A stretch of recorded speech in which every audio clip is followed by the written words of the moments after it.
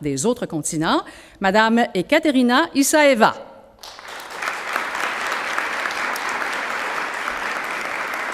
Née à Moscou, Ekaterina Isaeva a fait ses études supérieures de spécialisation en enseignement du français et de l'anglais à l'Université linguistique de Moscou.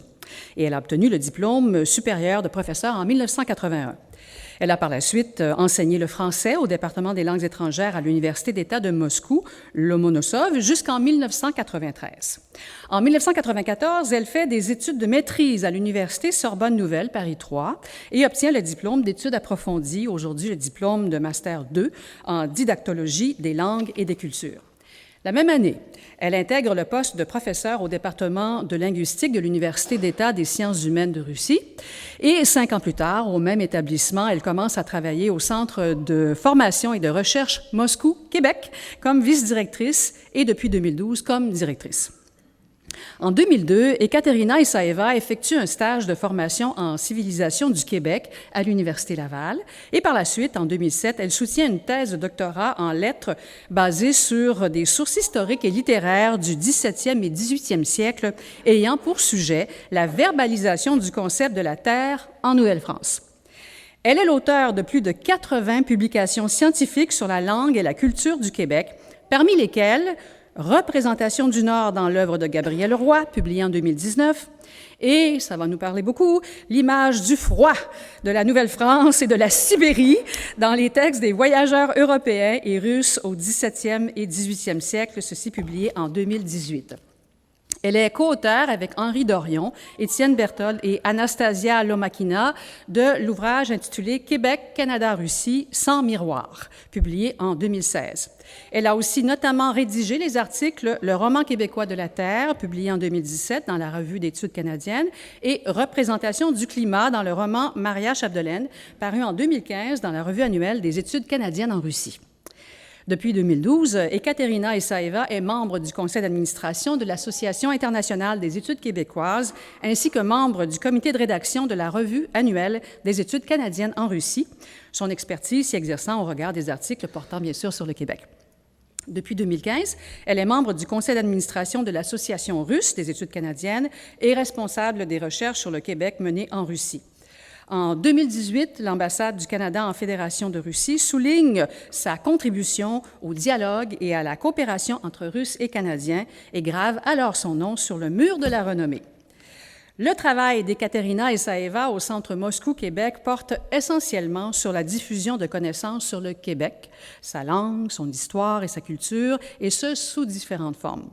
Il peut ainsi s'agir d'échanges universitaires entre les étudiants de l'Université Laval et ceux de l'Université d'État des sciences humaines de Russie, de la direction des programmes de formation en études québécoises et canadiennes, de la production du matériel méthodologique et didactographique en études québécoises, de la rédaction d'ouvrages collectifs ou encore du développement de projets scientifiques et culturels bilatéraux.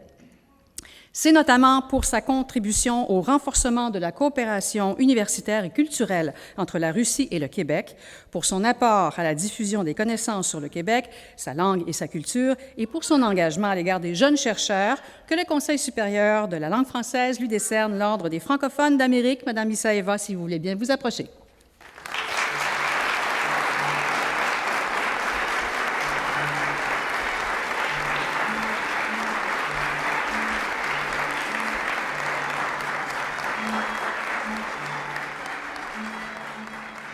Distingués invités, Mesdames et Messieurs, chers amis, en premier lieu, permettez-moi de remercier les membres du Conseil supérieur de la langue française pour cette grande considération et ce privilège dont vous me gratifiez aujourd'hui.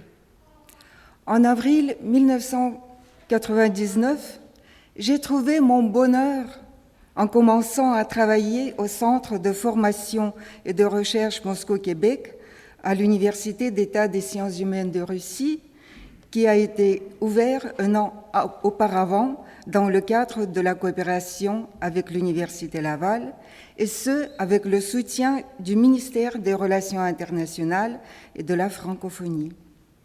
Les premières personnes du Québec que j'ai eu la chance de connaître étaient Tatiana Mogilevskaya et Alexandre Sadetsky, directrice du Centre Moscou-Québec et professeure titulaire et directeur du programme d'études russes à l'Université Laval.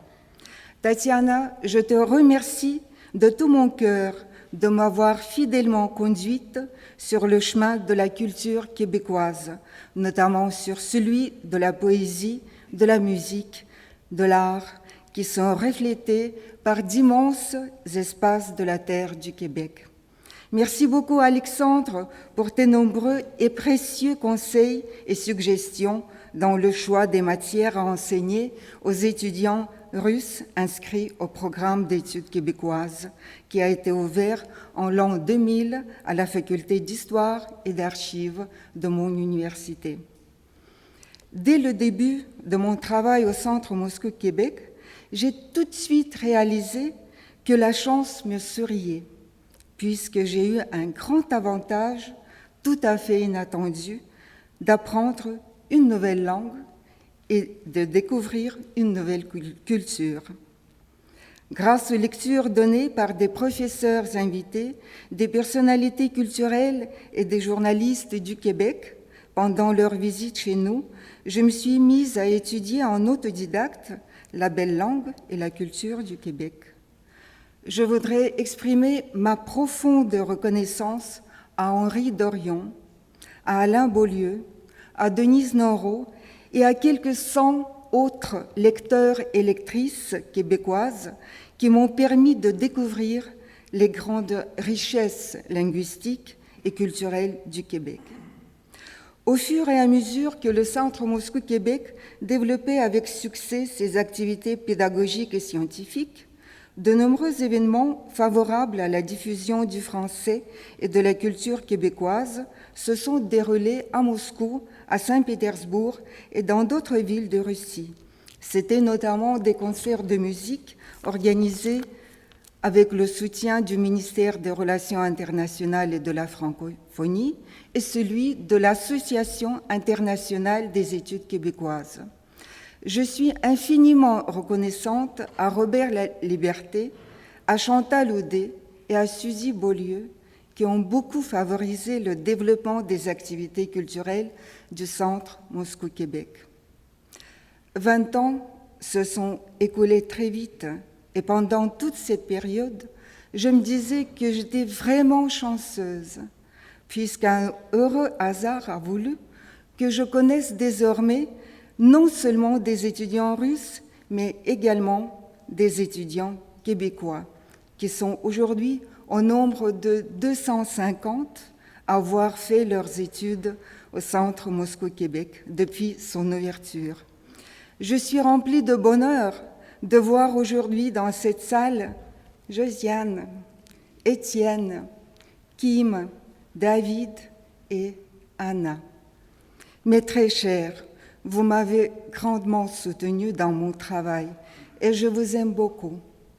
Enfin, je voudrais exprimer ma profonde gratitude à l'administration de l'Université d'État des sciences humaines de Russie, à mes collègues universitaires et aux chercheurs de l'Académie des sciences de Russie qui ont rendu possible et prospère la diffusion de connaissances sur le Québec. Et finalement, en suivant mon étoile québécoise, je voudrais remercier de tout mon cœur le public ici présent.